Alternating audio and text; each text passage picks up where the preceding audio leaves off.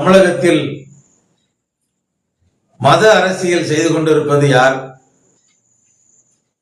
யார் இன்றைக்கு மதவாதிகளாக பேசப்பட்டுக் கொண்டிருக்கின்றார்கள்? தமிழகத்தில் சட்டமன்ற தேர்தல் வருகின்ற ஒரு சூழ்நிலையில் ஒவ்வொரு அரசியல் கட்சிக்கும் ஒவ்வொரு அமைப்புகள் ஆதரவு தெரிவித்துக் கொண்டிருக்கின்றது. இப்படிப்பட்ட வேளையில் கடந்த ஆண்டு இயேசு கிறிஸ்து பிறப்பு பெருவிழாவை கொண்டாடுகின்ற போது கத்தோலிக்க திருச்சபையை சேர்ந்த அருள் தந்தையர்கள், அருள் சகோதரிகள் கத்தோலிக்க கிறிஸ்தவ மக்களை எல்லாம் அழைத்து சென்று தமிழக முதல்வர் மற்றும் தமிழக அரசியல் தலைவர்களை வரவழைத்து கிறிஸ்து பிறப்பு விழாவை கொண்டாடிய அந்த வேளையில் கூட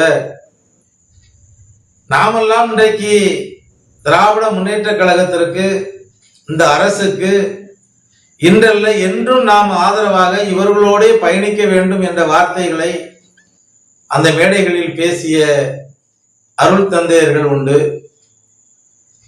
அருள் தந்தையர்களுக்கு அரசியல் தேவைதானா? இன்றைக்கு மத நல்லிணக்கம் என்பது இன்றைக்கு தமிழகத்தில் ஒருவரை ஒருவர் புரிந்து கொண்டு இன்றைக்கு மக்கள் யாரும் இன்றைக்கு மத ரீதியான சண்டைகளை யாரும் தமிழகத்தில் கிறிஸ்தவர்களோ இந்துக்களோ போடுவதில்லை. கிறிஸ்தவர்களும் இந்துக்களும் இன்றைக்கு தமிழகத்தில் ஒற்றுமையாகத்தான் இருந்து கொண்டிருக்கின்றார்கள். அப்படி இருக்கின்ற போது இன்றைக்கு அருள் தந்தையர்கள் இந்துக்கள் சார்ந்த ஒரு அமைப்பை இன்றைக்கு குறை சொல்லுவது ஏன்? இன்னைக்கு பாரதிய ஜனதா கட்சி ஒரு இந்துவோட அமைப்பு, ஒரு இந்து கட்சி என்று சொல்லுகின்ற அளவிற்கு இன்றைக்கு கத்தோலிக்க கிறிஸ்தவ பாதிரியார்கள், அருள் தந்தையர்கள் கத்தோலிக்க கிறிஸ்தவ மக்களிடத்திலே ஒரு தவறான விதையை நீங்கள் சில இடங்களில் விதைத்துக் கொண்டு இருக்கின்றீர்கள்.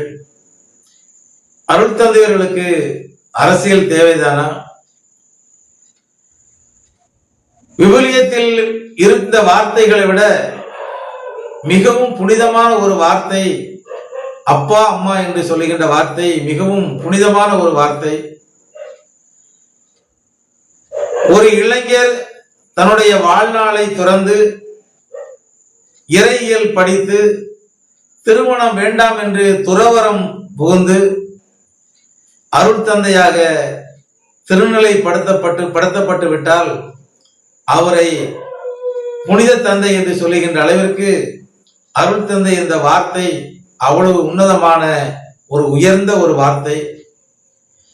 80-85 வயது கொண்ட ஒரு முதியவராக இருந்தாலும் கூட தன்னுடைய பேரன் வயதை கொண்ட ஒருவர் துறவரம் பூண்டு அருள் தந்தையாக திருநிலைப்படுத்தப்பட்டு விட்டால் அந்த அருள் தந்தை இடத்திலே மண்டியிட்டு தலை வணங்கி என்னை ஆசிர்வதியும் என்று சொல்லுகின்ற ஒரு பண்பு இன்றளவும் கத்தோலிக்க திருச்சபையில் கடைபிடிக்கப்பட்டு வருகின்றது. எத்தனையோ மதங்களில் துறவரம் பூண்டால் கூட சன்னியாசி என்று சொல்வார்கள், துறவி என்று தான் சொல்லியிருக்கின்றார்கள். ஆனால் கத்தோலிக்க திருச்சபையில் மட்டும்தான் அருள் தந்தை என்று சொல்லுகின்றோம். அப்படி புனிதமான உன்னதமான ஒரு வார்த்தைக்கு சொந்தக்காரர்களாகிய நீங்கள் அருள் தந்தையர்கள் இன்றைக்கு அரசியலுக்கு செல்வது சரிதானா? ஒரு 10-15 ஆண்டுகளுக்கு முன்பு பார்த்தோம் என்று சொன்னால் கிறிஸ்தவ சபைகளுக்கு சென்றால் ஞாயிற்றுக்கிழமையிலே இந்திய தேசத்திற்காக ஜெபம் செய்வதை நான் பார்த்திருக்கின்றேன்.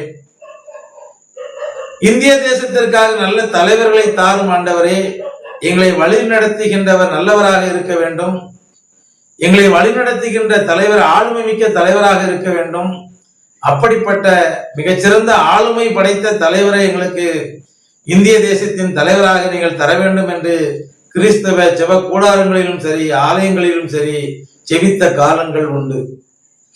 ஆனால் நீங்கள் உங்களுடைய ஜெபம் கேட்கப்பட்டுதான் இன்றைக்கு 3 முறை 10 ஆண்டுகளுக்கு மேலாக பாரத பிரதமர் நரேந்திர மோடி அவர்களை கடவுள் நமக்கு கொடுத்திருக்கிறார். நீங்கள் நல்ல தலைவரைகளை கேட்டு ஜெபித்தீர்கள். பாரத பிரதமர் நரேந்திர மோடியை கடவுள் நமக்கு இன்றைக்கு பிரதமராக கொடுத்திருக்கின்றார். அப்படி என்றால் உங்கள் ஜெபம் கேட்கப்பட்டதுதானே? நரேந்திர மோடி வந்ததனால் உங்கள் ஜெபம் அப்படி என்றால் கேட்கப்படவில்லையா? எதற்காக நீங்கள் ஒரு குறிப்பிட்ட கட்சியை குறை சொல்லிக் கொண்டு இருக்கிறீர்கள்? இன்றைக்கு பெரும்பான்மையாக இன்றைக்கு இந்துக்கள் வாழுகின்ற ஊர்களுக்கு சென்று அந்த ஊர்களிலே இயேசு கிறிஸ்துவை பற்றியான நோட்டீஸுகள் அச்சடிக்கப்பட்டு அந்த ஊர்கள் வாழுகின்ற இந்து கிராமங்களிലേക്ക് சென்று அங்கு கிராமங்களில் வாழுகின்ற மக்களிடத்திலே நீங்கள் எல்லாம் கிறிஸ்துவை நேசியுங்கள், எங்களுடைய சபைக்கு வாருங்கள், கிறிஸ்துவை பற்றி படிங்கள் என்று சொல்லி நோட்டீஸ் விநியோகிப்பது கிறிஸ்தவர்கள் தானே? இந்து கோவில்களில் விழாக்கள் திருவிழாக்கள் நடக்கின்ற அந்த காலகட்டத்தில் ஆங்காங்கே கிறிஸ்துவ சபையைச் சேர்ந்த ஒரு சிலர்கள் இயேசு கிறிஸ்துவை பற்றியான நோட்டீஸுகளை அச்சிட்டு அங்கு நடக்கின்ற அந்த கோயில் கொடை விழாக்களுக்கு சென்று அவரிடத்திலே நோட்டீஸை கொடுத்து நீங்கள் எல்லாம் எங்கள் மதத்திற்கு வாருங்கள் என்று சொல்வது கிறிஸ்தவர்கள் தானே? என்றைக்காவது ஒரு இந்து மதத்தைச் சேர்ந்த சகோதரர் கிறிஸ்தவர்கள் பெரும்பான்மையாக வாழ்ந்து கொண்டிருக்கின்ற ஊர்களுக்குள் சென்று கிறிஸ்தவ மக்களிடத்தில் வீடுகளுக்கு சென்று வீடு வீடாக சென்று நோட்டீஸை கொடுத்து நீங்கள் எங்களுடைய இந்து மதத்திற்கு வாருங்கள் என்று சொன்னது எங்காவது நடந்திருக்கிறதா? கிறிஸ்தவ தேவாலயங்களில் திருவிழாக்கள் நடக்கின்ற காலகட்டத்தில் எங்கேயாவது ஒரு இந்து சகோதரர் இந்து சமயம் அடங்கிய நோட்டீஸுகளை அச்சடித்து நீங்கள் எங்களுடைய இந்து மதத்திற்கு வாருங்கள் என்று சொல்லி எங்கேயாவது நோட்டீஸ் கொடுத்திருக்கிறாரா? அப்படி என்றால் யார் இந்த காலத்தில் மதவாதியாக மத வெறி பிடித்தவர்களாக நடந்து கொள்வது, யார் நடந்து கொள்கிறார்கள் என்பதை நாம் தெரிந்து கொள்ள வேண்டும். அன்பான கிறிஸ்தவ மக்களே, உங்களிடத்திலே பல நேரங்களில் பல தவறான செய்திகளை பலர் பரப்பி வருகின்றார்கள். இந்துக்கள் நமக்கு அதை செய்கின்றார்கள், இந்து கட்சியாக இருக்கின்ற பிஜேபி ஆனது நமக்கு பல்வேறு விதத்திலே தொல்லை கொடுக்கின்றது, இந்துக்களாகிய இந்து கட்சியாக இருக்கின்ற பாரதிய ஜனதா கட்சி கிறிஸ்தவர்களை அடக்கி ஆண்டுவிடும், ஆனால் அந்த கட்சியை ஆதரிக்கார்கள் என்றெல்லாம் ஒரு தவறான செய்திகளை கிறிஸ்தவ மக்களிடத்திலே இன்றைக்கு பரப்பி வருகின்றார்கள். இன்றைக்கு எங்கெல்லாம் கிறிஸ்தவ நாடுகள் இருக்கின்றதோ அந்த கிறிஸ்தவ நாடுகளில் எல்லாம் ஒரே சண்டை. ஒரு கிறிஸ்தவ நாடு இன்னொரு கிறிஸ்தவ நாட்டை அழித்துக் கொண்டிருக்கிறது. ஒரு கிறிஸ்தவ நாடு இன்னொரு கிறிஸ்தவ நாட்டை கைப்பற்ற நினைத்துக் கொண்டிருக்கிறது. இப்படியெல்லாம் கிறிஸ்தவ நாடுகளில் பல்வேறு சண்டைகள், லட்சக்கணக்கான மக்களை இன்றைக்கு கொன்று குவித்துக் கொண்டிருக்கின்றார்கள். இன்றைக்கு எத்தனை கிறிஸ்தவ தேவாலயங்களில், கத்தோலிக்க திருச்சபையை சேர்ந்த ஆலயங்களில், இயேசு கிறிஸ்து பிறந்த அந்த நாட்டில், அந்த நாடுகளில், கிறிஸ்தவ நாடுகளில் இன்றைக்கு இது போன்ற சண்டைகள் நடந்து கொண்டு இருக்கின்றதே. அங்கெல்லாம் சமாதானம் நிலவ வேண்டும் என்று எத்தனை அருள் தந்தையர்கள் நீங்கள் ஆலயங்களில் ஜெபித்திருக்கிறீர்கள். இன்னைக்கு இந்தியாவை பொறுத்தவரையில் இந்துக்கள் பெரும்பான்மையாக நிறைந்த ஒரு நாடு. இந்த நாட்டிலே இன்றைக்கு இந்துக்களும் கிறிஸ்தவர்களும், நாம் இஸ்லாமியர்களை பற்றி நான் சொல்ல தேவையில்லை, ஏனால் அந்த மதத்தை பற்றி எனக்கு தெரியாது. ஆனால் இன்றைக்கு கிறிஸ்தவர்களும் இந்துக்களும் இன்றைக்கு தமிழகத்திலே ஒற்றுமையாகத்தான் வாழ்ந்து கொண்டிருக்கின்றார்கள். ஒரு குடும்பத்துல 4 அண்ணன் தம்பிகள் ஒற்றுமையாக இந்துவாக வாழ்ந்த இடங்களில் ஏதாவது ஒரு அண்ணனோ தம்பியோ கிறிஸ்தவ மதத்திற்கு அவர் மதம் மாறிவிட்டால், கிறிஸ்தவ மதத்திற்கு மதம் மாறிய அந்த நபரை அவரோடு உடன் பிறந்த சகோதரர்களுடைய வீடுகளுக்கு கூட செல்ல விடாமல், அவர் ஏற்கனவே வணங்கி வந்த குலதெய்வங்கள் வழிபாட்டை கூட போக விடாமல், அந்த உடன் பிறந்த சகோதரர் வீட்டுக்கு போனால் கூட பாவம் என்று சொல்லிக் கொடுத்தது யார்? கிறிஸ்தவர்களா? கிறிஸ்தவர்கள் தானே சொன்னார்கள். இப்படி எத்தனை குடும்பங்கள் இன்னைக்கு இந்துவாக இருந்து கிறிஸ்தவர்களாக மாறி தன் குடும்பத்தோடு உறவு இல்லாமல் ஒட்டுமில்லாமல் வாழ்ந்து கொண்டு இருக்கின்ற எத்தனையோ கிறிஸ்தவர்களை என்னால் அடையாளம் காட்ட முடியும். ஒருவர் கிறிஸ்தவராக மதம் மாறிவிட்டால் அவன் உடன் பிறந்த சகோதரன் வீட்டில் கண்டு அவன் ஏற்கனவே வணங்கி வந்த தெய்வத்திற்கு படைத்த படையில சாப்பிடக்கூடாது, அந்த கோயிலுக்கு போகக்கூடாது, இப்படியெல்லாம் சொல்லி எத்தனை குடும்பங்கள் இன்றைக்கு பிரிந்து இருக்கிறது என்பதை என்னால் சொல்ல முடியும். இதற்கெல்லாம் காரணம் இந்துவாக இருந்தவரா கிறிஸ்தவராக மதம் மாறியவரா என்பதை கிறிஸ்தவ மக்கள் தான் இதை தெரிந்து கொள்ள வேண்டும். நான் கடந்த 25 ஆண்டு காலமாக வேளாங்கண்ணிக்கு பாத யாத்திரை சென்று கொண்டிருக்கின்றேன். திருச்சியில் இருந்து வேளாங்கண்ணி செல்லுகின்ற வரையில் அங்கு வழிநடுக்கிலும் நீங்கள் ஒரு 4 நாட்களுக்கு நீங்கள் எங்கேயும் கடையில் சாப்பிட வேண்டிய அவசியம் உங்களுக்கு இருக்காது. வழிநடுக்கிலும் இருக்கின்ற இந்து சகோதரர்கள் ஆங்காங்கே பந்தல்களை அமைத்து வழிநடுக்கிலும் அன்னதானம் போட்டுக் கொண்டிருக்கிறார்கள். நீங்கள் வேளாங்கண்ணி செல்லுகின்ற வரையில் உங்களுக்கு அங்கு கடையில சாப்பிட வேண்டிய அவசியமே இருக்காது. அந்த அளவிற்கு இந்து சகோதரர்கள் வேளாங்கண்ணிக்கு செல்கின்ற பக்தர்களுக்கு இன்றளவு உணவு கொடுத்து கொண்டிருக்கின்றார்கள். அப்படி என்றால் இந்துக்களும் கிறிஸ்தவர்களும் ஒற்றுமையாகத்தானே இருந்து கொண்டிருக்கின்றார்கள். நீங்கள் தஞ்சாவூரை தாண்டி புன்னைநல்லூர் மாரியம்மன் கோவிலுக்கு அந்த பகுதியில் சென்று பார்த்தோம் என்று சொன்னால், வேளாங்கண்ணி திருவிழா காலங்களில் நீங்கள் பார்த்தீர்கள் என்று சொன்னால், புன்னைநல்லூர் மாரியம்மன் கோவிலுக்குள்ள ஒரு பெரிய ஒரு ஆட்சி செட்டு இருக்கும். அந்த செட்டுகளோடு தான் எல்லா மாதா சப்பரமும் உள்ளோடி தான் போகும். சில மாதா சப்பரங்கள் கூட அந்த இடத்தில், மாதாவினுடைய தேர்கள் கூட அந்த இடத்துல நின்று ஓய்வெடுத்து செல்கின்றது. இவ்வளவுக்கும் அந்த புன்னைநல்லூர் மாரியம்மன் கோவில் மிகவும் பிரசித்தி பெற்ற ஒரு கோவில். அந்த கோவில் வழியாகவும் அந்த கோயிலுக்கு முன்பாகவும் மாதாவுடைய சப்பரத்தை நிப்பாட்டி அங்கு ஓய்வெடுத்து விட்டு தான் எத்தனையோ பேர்கள் நடந்து வந்து கொண்டிருக்கின்றார்கள். அங்கெல்லாம் இன்றைக்கு எந்த பிரச்சனையும் வந்ததில்லை.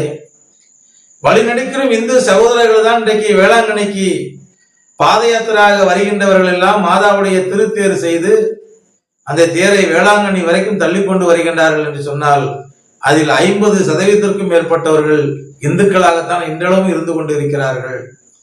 அப்படியானால் தமிழகத்தில் இன்றைக்கு இந்துக்களும் கிறிஸ்தவர்களும் இன்றைக்கு ஒன்றாகத்தானே வாழ்ந்து கொண்டிருக்கின்றார்கள். இப்படி இருக்கின்ற ஒரு வேளையில் நீங்கள் இன்றைக்கு மதங்களை மையமாக வைத்து இன்றைக்கு கிறிஸ்துவ மக்களை வழிநடத்தி கொண்டிருக்கின்ற, நல்வழிப்படுத்தி கொண்டிருக்கின்ற அருள் தந்தையர்கள் எதற்காக நீங்கள் ஒரு பாரதிய ஜனதா கட்சியவோ அல்லது அது சார்ந்த கட்சிகளையோ, இதெல்லாம் மதவாத கட்சி அப்படி என்று சொல்லிக்கொண்டு இன்றைக்கு ஒரு குறிப்பிட்ட கட்சிக்கு நீங்கள் ஆதரவு சொல்லிக் கொண்டு இருப்பது எதற்காக? சமீபத்தில் நடந்த ஒரு கிறிஸ்து பிறப்பு விழா மேடையிலே நம்முடைய தமிழகத்தினுடைய துணை முதலமைச்சர் அவர்கள் சொல்லுகின்றார்கள், திராவிட கொள்கையும் கிறிஸ்துவ கொள்கையும் ஒன்று என்று சொல்லுகின்றார்கள். இது சரிதானா என்பதை அருள் தந்தையர்கள் சிந்திக்க வேண்டும். ஏனென்றால் நீங்கள் கிட்டத்தட்ட ஒரு 15 ஆண்டு காலம் இறையியல் படித்து துறவரம் பூண்டு இயேசு கிறிஸ்துவனுடைய நற்செய்தியை நீங்கள் இன்றைக்கு அறிவித்துக் கொண்டிருக்கின்றீர்கள். அப்படி என்றால் திராவிடமும் கத்தோலிக்க திருச்சபையும் ஒன்றுதானா? எதற்காக நீங்கள் இதற்கு அந்த மேடையிலே மறுப்பு தெரிவிக்கவில்லை? வெளியில் இருக்கின்ற அருள் தந்தையர்களோ ஆயர்களோ எதற்காக நீங்கள் இன்றைக்கு அதற்கு மறுப்பு தெரிவிக்கவில்லை? அப்படி என்றால் திராவிடமும் கிறிஸ்தவம் ஒன்றுதானா? அதனால் எனக்கு அன்பான அருள் தந்தையர்களே, நான் உங்களை என்றைக்கும் மதிக்கின்றவன். நான் எத்தனையோ அருள் தந்தையருடைய வழிகாட்டுதலில் வளர்ந்தவன் நான். ஆனால் இன்றைக்கு அருள் தந்தையாக இருக்கக்கூடிய நீங்கள் இன்றைக்கு அரசியலுக்கு ஆழமாக சென்று, அரசியலுக்குள் சென்று மத ரீதியாக பிரிவினைகளை தூண்டுகின்ற விதத்தில் இன்றைக்கு அருள் தந்தையர்களும் பேசிக் கொண்டிருப்பதுதான் வேடிக்கையாக இருந்து கொண்டிருக்கின்றது. நான் கேட்கின்றேன், மத்திய அரசு சிறுபான்மையினரால் நடத்தப்படுகின்ற பள்ளிகளுக்கு ஏதாவது இடையூறு செய்திருக்கிறதா? நீங்கள் ஆலயங்களில் வாங்குகின்ற காணிக்கைகளை கணக்கு கேட்டிருக்கிறதா? அல்லது நீங்கள் ஆலயங்களில் வழங்குகின்ற வருமானத்தை எங்களுக்கு கணக்கு காட்ட வேண்டும் என்று சொல்லி இருக்கிறதா? உங்களை இன்றளவும் மத்திய அரசு சுதந்திரமாகத்தான் இருக்க வைத்திருக்கிறது. சிறுபான்மை மக்களுக்கு மத்திய அரசால் கொடுக்கப்படுகின்ற அத்தனை சலுகைகளையும் கொடுத்து கொண்டுதான் இருக்கிறது. அப்படி இருக்கையில் நீங்கள் ஏன் அந்த அரசியல் கட்சியை மக்களிடத்திலே, கிறிஸ்துவ மக்களிடத்திலே குறை சொல்லிக் கொண்டு இருக்கிறீர்கள் என்று தெரியவில்லை. இன்றைக்கு இந்தியாவிலே பெரும்பான்மையாக வாழ்ந்து கொண்டிருக்கின்ற இந்துக்கள் கூட அவர்கள் சார்ந்த அந்த கோவிலுக்கு செல்ல வேண்டும் என்று சொன்னால் அங்கே தரிசன கட்டணம் கட்ட வேண்டி இருக்கின்றது, சிறப்பு தரிசன கட்டணம் கட்ட வேண்டி இருக்கின்றது. இப்படியெல்லாம் பணம் கொடுத்து தான் அவர்கள் இன்றைக்கு ஆண்டவனை வழிபடுகின்ற சூழ்நிலை இன்றைக்கு தமிழகத்தில் இந்துக்களுக்கு இருந்து கொண்டிருக்கிறது. இந்து கோவில்களிலே வருகின்ற வருமானத்தை இந்து அறநிலைத்துறைக்கு ஒப்படைக்க வேண்டும். அந்த பணத்தை அரசு பல்வேறு விதங்களுக்கு செலவிட்டுக் கொண்டிருக்கின்றது. ஆனால் என்றைக்காவது கிறிஸ்துவ கோயிலுடைய வருமானத்தை எங்களுக்கு தாங்கள் என்று சொல்லி இருக்கிறதா?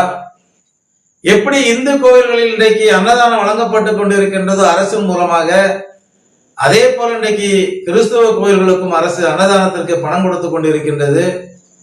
ஆனால் இந்துக்களுடைய வருமானம் அரசுக்கு, கிறிஸ்தவருடைய வருமானம் நமக்குத்தான் வழிய அரசு கேட்பதில்லை. ஆனால் இன்றைக்கு நடக்கின்ற ஒரு சூழ்நிலை, இன்றைக்கு அருள் தந்தையர்கள் போன்றவர்கள் இன்றைக்கு அரசியலை ஏற்படுத்துகின்ற ஒரு சூழ்நிலை, வரும் காலகட்டத்தில் நம்முடைய சபைகளுடைய வருமானத்தை கூட அவர்கள் கேட்க வேண்டிய ஒரு சூழ்நிலை உருவாகுவதற்கான வாய்ப்புகளை நீங்கள் தான் இன்றைக்கு உருவாக்கி கொண்டிருக்கின்றீர்கள். என்றைக்காவது ஒரு இந்து அமைப்போ அல்லது இந்துவை சார்ந்த அரசியல் கட்சியோ எங்களுடைய வருமானத்தை மட்டும் நீங்கள் எடுத்துக்கொண்டீர்கள் அரசாங்கத்திற்கு, அவர்களுடைய வருமானத்தை நீங்கள் ஏன் கேட்கவில்லை என்று என்றைக்காவது சொல்லியிருக்கிறார்களா?